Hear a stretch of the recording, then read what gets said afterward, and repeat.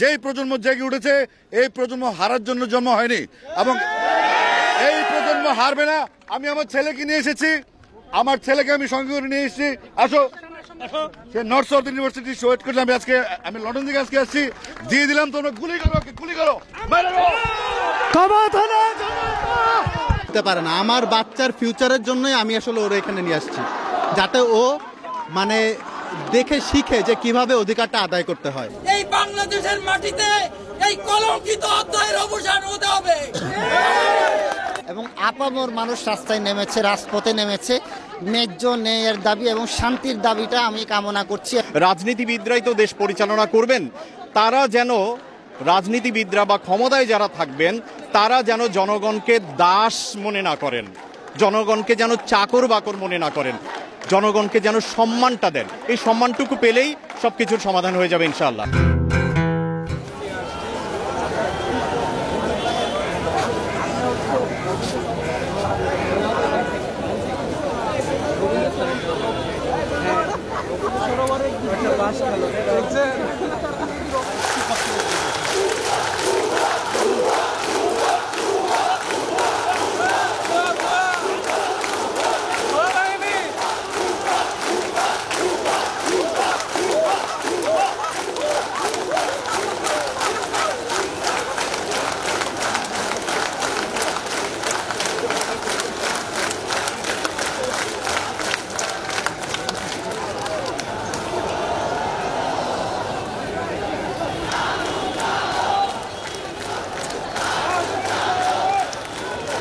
আমাদের সন্তানরা মেধার অধিকার চেয়েছিল মেধার ভিত্তিতে তাদের কর্মসংস্থান, তাদের পড়াশোনা, তাদের সবকিছু হোক। তারা কোনো রাষ্ট্র ক্ষমতার পরিবর্তন চায় নাই, তারা কারো ক্ষমতাচ্যুতি চায় নাই, তারা চেয়েছিল মেধার মূল্যায়ন হোক। সেই মেধার মূল্যায়ন চাইতে গিয়ে যদি আমাদের সন্তানরা বুলেটবিদ্ধ হয়, প্রকাশে দিনে রাতে হেলিকপ্টারে করে এদিকে সেদিকে যে কোনোভাবে আমাদের সন্তানকে হত্যা করা হয়েছে, শিশুদেরকে হত্যা করা হয়েছে, নিরাপরাধ মানুষকে হত্যা করা হয়েছে, নিরাপরাধ ঘরের মধ্যে বসে থাকে বউ যারা পরিবার আছে তাদেরকে হত্যা করে, ছোট ছোট শিশু যারা অবুঝমান পৃথিবীর আলো দেখে তাদেরকে হত্যা করেছে। এখন এই আন্দোলন থেকে পিছু হটার কোনো সুযোগ নাই, আমাদেরও কিছু করার নেই, আমরা ব্যর্থ। এই ছাত্ররা সড়ক আন্দোলন করেছিল, এই ছাত্ররা এখন কিশোর বয়স থেকে তরুণ হয়েছে এবং তার ম্যাচিউর হয়েছে। আমরা কোনো কিছু সিদ্ধান্ত নিব না, আমরা তাদের অনুগত হয়ে তাদের হুকুম মতো আমরা কাজ করব এবং আমি বিশ্বাস করি যেই প্রজন্ম জেগে উঠেছে, এই প্রজন্ম হারার জন্য জন্ম হয়নি এবং এই প্রজন্ম হারবে না। আমি আমার ছেলেকে নিয়ে এসেছি, আমার ছেলেকে আমি সঙ্গে করে নিয়ে এসেছি। আসো, সে নর্থ সাউথ ইউনিভার্সিটি ওয়েট করলে আমি লন্ডন থেকে আজকে আসছি, দিয়ে দিলাম। তোমরা গুলি করো, গুলি করো, সবাই। আজকে কোনো কথা নাই, শুধু অল আউট গেম। যে কোনো ভাবে দফা একটা দফা একটা দাবি, এক দফা এক দাবি। স্বৈরাচারটি কবে যাবি? আমরা মিলিত হবো শহীদ মিনারে। Thank you. আমার সন্তান আবু সাইদ, আমার সন্তান আসিফ আকবরের সন্তান, আমার সন্তান, আমার সন্তানের রক্তেই মাটি ভিজেছে। যে অধিকারের জন্য আমার সন্তানের মাটিতে এই বাংলাদেশের 55,000 বর্গমাইল ভিজেছে, সেই মাটিতে স্বাধিকারের উপযুক্ত জয় ছাড়া ছাত্র সমাজ ঘরে ফিরবে না। এক দফা এক দাবি, শেখ হাসিনা কবে যাবি? বিবেদনা সংগ্রাম, সংগ্রাম, ক্ষমতা না জনতা, জনতা। এক দফা এক দাবি, হাসিনা কবে যাবি? এক দফা এক দাবি। ও কই স্লোগান দেবেন? দিয়েছি তো রক্ত, আরো দেব রক্ত, আরো দেব রক্ত, দিয়েছি তো রক্ত। রক্তের বন্যায় ভেসে যাবে অন্যায়, ভেসে যাবে অন্যায়। রক্তের বন্যায়, রক্তের বন্যায় ভেসে যাবে অন্যায়। দেশের ইতিহাসে এই কলঙ্কিত অধ্যায় চিরকাল অক্ষুণ্ণ হয়ে থাকবে। আজ আমরা অভিভাবক হিসাবে এই কলঙ্ক লেপনের জন্য নেমেছি। আমরা চাই এই অন্যায়ের বিচার হতে হবে। এই বাংলাদেশের মাটিতে এই কলঙ্কিত অধ্যায়ের অবসান হতে হবে।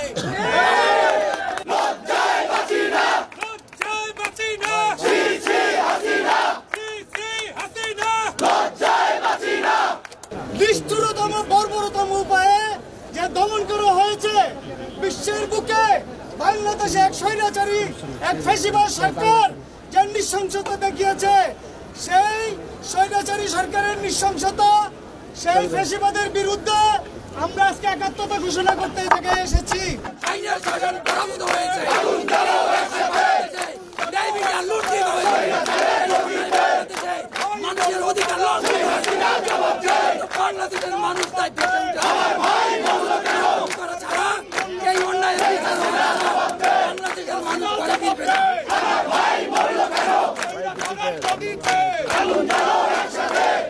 দফা এক দাবি এক স্বৈরাচারের পদত্যাগ, দফা এক দাবি এক স্বৈরাচারের পদত্যাগ, দফা এক দাবি এক স্বৈরাচারের পদত্যাগ, দফা এক দাবি এক স্বৈরাচারের পদত্যাগ, দফা এক দাবি এক স্বৈরাচারের পদত্যাগ, দফা এক দাবি এক স্বৈরাচারের পদত্যাগ, দফা এক দাবি এক স্বৈরাচারের পদত্যাগ।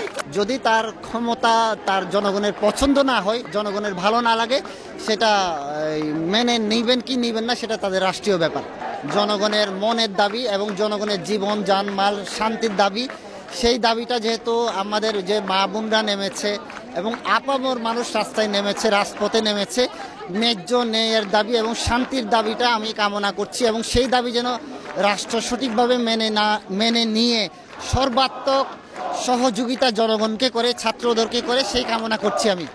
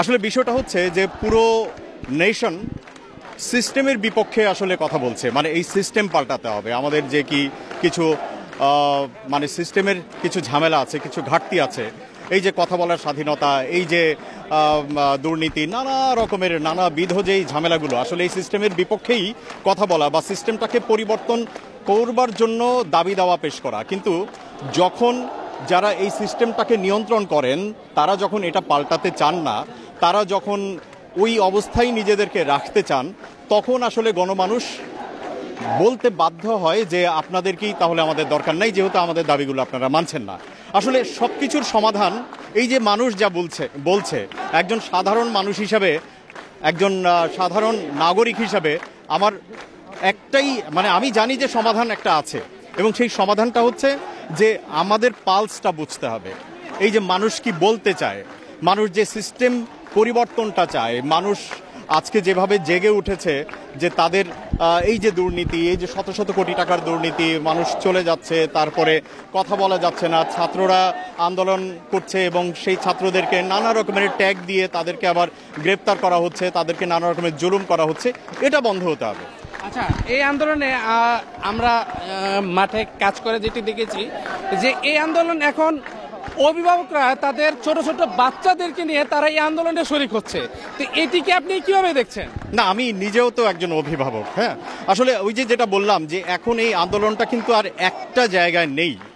মানুষের ভেতরে যে বিভিন্ন রকমের দাবি দেওয়া, বলতে না পারার যে কষ্টগুলো, কারণ দিন শেষে তো আমাদেরকে সরকারের কাছেই বা যারা ক্ষমতায় থাকেন, যারা কন্ট্রোল করেন, পাওয়ারটাকে কন্ট্রোল করেন, সিস্টেমটাকে যারা কন্ট্রোল করেন, তাদের কাছেই তো দিন শেষে আমাদের দাবি দেওয়া থাকে। তো সেই তাদের কাছেই আসলে এখন গণমানুষের দাবি। এই দাবির পরিপ্রেক্ষিতে যদি এই সিস্টেমের পরিবর্তনটা হয়, শেষ পর্যন্ত যদি একটা আমূল পরিবর্তন আসে, যারা ক্ষমতায় থাকবেন, যারা দেশ পরিচালনা করবেন, আসলে দিন শেষে রাজনীতিবিদরাই তো দেশ পরিচালনা করবেন, তারা যেন, রাজনীতিবিদরা বা ক্ষমতায় যারা থাকবেন, তারা যেন জনগণকে দাস মনে না করেন, জনগণকে যেন চাকর বাকর মনে না করেন। জনগণকে যেন সম্মানটা দেন, এই সম্মানটুকু পেলেই সবকিছুর সমাধান হয়ে যাবে ইনশাআল্লাহ। I came here to definitely support the movement because ইদানিং last few days যে দেখেছেন যে অনেক স্টুডেন্টরা মারা গেছে because we raised our voice. We want justice for those who died. Now we want to make sure that at least something happens আমাদের এই মুভমেন্টে, because we have been seeing যে স্টুডেন্টদের মারতেছে because of what? Because আমরা voice raise করছি. So I think it's very unfair that the government is like pushing us back rather than helping us, বলবো এটা আমি। আচ্ছা, ব্র্যাক ইউনিভার্সিটির কিন্তু একজন সম্মানিত শিক্ষক আসিফ মাহতাবকে গ্রেপ্তার করা হয়েছে, তো এটিকে আপনারা কিভাবে দেখছেন? এটা আসিফ স্যারকে তো he definitely helped us, so he raised our voice and he got arrested. Now it's in a way it's very sad যে even আমাদের ফ্যাকাল্টিরাও যেমন when they raise voices they even get arrested, so it's pretty sad বলবো আমি, in a way it is sad. আমি যখন ওই গল্পগুলো পড়ছি, মানে ওই জিনিসগুলো যখন আমার সামনে আসছে যে একটা 3-4 বছরের বাচ্চা তার বাবার বুকে গুলি খাইছে, ওইটা পড়ার পরে না আসলে আমি ওইটা থেকে আসলে আমি আমার বাচ্চাকে আলাদা করতে পারি নাই। আর আমরা মনে করি যে আসলে যদি এই অবস্থায় আমাদের সবার আসা উচিত, সবারই আন্দোলনে পার্টিসিপেট করা উচিত, কারণ মানে একটা স্বৈরাচারী রাষ্ট্র ব্যবস্থায় কখনোই আসলে মানুষের জন্য ভালো কিছু হইতে পারে না। আমার বাচ্চার ফিউচারের জন্যই আমি আসলে ওর এখানে নিয়ে আসছি, যাতে ও মানে দেখে শিখে যে কিভাবে অধিকারটা আদায় করতে হয়। আচ্ছা, শিক্ষার্থীদের আন্দোলনে ছিল 9 দফা, সেইটিকে এখন বাদ দিয়ে সবাই 1 দফাতে গিয়ে পৌঁছেছে। এই সরকারের তারা পদত্যাগ চাচ্ছে, এটিকে আপনি কিভাবে দেখছেন? আচ্ছা, 9 দফা, প্রথম কথা 9 দফা মেনে নিলে কিন্তু 1 দফা আসতো না। 9 দফা কিন্তু মানা হয় নাই, আর 9 দফা না মেনে উল্টা মানুষকে গ্রেফতার করে হত্যা করে, কালকেও অনেকগুলো মানুষ মারা গেছে, অনেকগুলো লাশ পড়ছে, হত্যা করে মানুষের ওপর টর্চার করে জিনিসটাকে আসলে সরকারই 9 দফাকে 1 দফা বানিয়েছে। কারণ সরকার যদি 9 দফা মেনে নিত, 9 দফা কিন্তু খুব বেশি কঠিন কিছু ছিল না। আমরা বাইরের রাষ্ট্রগুলোতে এগুলো অহরহ দেখি যে কোনো একটা মিসআপ হইলে একজন মন্ত্রী পদত্যাগ করতেছে, বাট ইনারা সিট আটকায় রেখে পড়ে আছেন এবং ইনারা আসলে কোনো কিছুই চেঞ্জ করতে চান না। সো আসলে 9 দফা মানুষ আসলে বুঝে গেছে যে আসলে এরা 9 দফার 1 দফাও পূরণ করবে না। এই কারণে এখন আর মানুষের কাছে আসলে আর আলটিমেটলি কোনো উপায় নাই। সাহসটা, ছেলের নাম সাহস আমার হাজবেন্ড অলরেডি বলেছে, কিন্তু ছেলের নাম সাহস হওয়া সত্ত্বেও পুরাটা সময় এই যে 2 সপ্তাহ ধরে যেই অবস্থা চলছে তাতে আসলে প্রচন্ড ভীত ছিলাম এবং প্রচন্ড লজ্জা লেগেছে এই কারণে যে বাচ্চার নাম আমরা সাহস রাখতে পেরেছি, কিন্তু নিজেরা সাহস করে কখনো সত্য কথা বলতে পারিনি। আমাদের আগের যে জেনারেশন, আমাদের বাবা মায়েদের সবসময় হোল্ড ব্যাক করেছে, আমাদেরকে বলেছে নিজের কথা বলো না, সত্যি কথা বলো না, ঘরে থাকো, নিজেরটা বুঝো, দেশ ছেড়ে দাও। আমরা তো দেশ ছাড়তে পারিনি, আমরা তো সবাই দেশ ছাড়তে পারি না, আমাদের সবার সেই সুযোগও হয় না। নিজের সন্তান যেহেতু এই দুনিয়াতে আমরা এনেছি, এই দেশেই এনেছি, সেহেতু এই সন্তানটার জন্য একটা সুন্দর ভবিষ্যৎ আমরা চাই, এই দেশেই থাকতে চাই।